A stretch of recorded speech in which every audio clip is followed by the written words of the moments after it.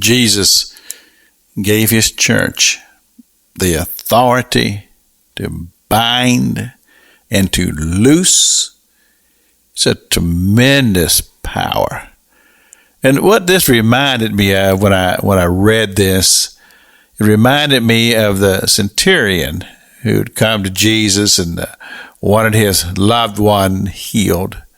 And he said, "Come to my house." And then he rethought it. And he said to Jesus, "Jesus, you don't need to come to my house. All you got to do is just speak the word." He says, "I'm a soldier under authority. I understand authority." This is what the centurion was saying. He said, "I understand authority." He said to Jesus, "You are a man with authority. And all you've got to do is speak the word, and my loved one will be healed." And it says Jesus marveled.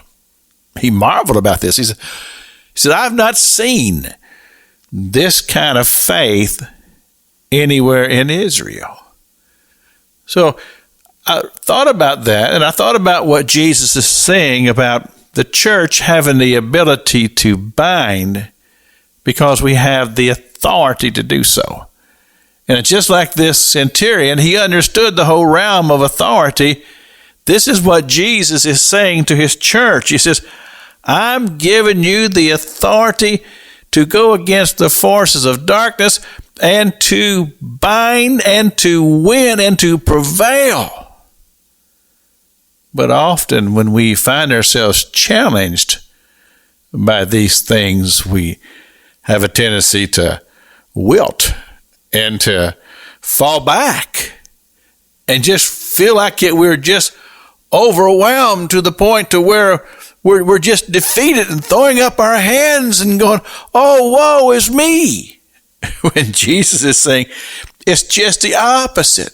Instead of falling back, he says, "Go forward, because I have given you the authority to prevail and to do battle against the spiritual forces of darkness. And because you are the church, you're going to win."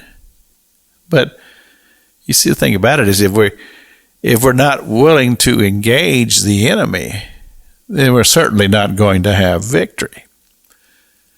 You remember Jesus dealt with a child that was demonic. And this child kept trying to throw itself into the fire to kill itself because of these demons that were in his body. And the father brought the child to the disciples. They could not prevail. They could not cast the devil out. They brought him to Jesus, and Jesus did. He said, "Be gone." And he took authority over the enemy.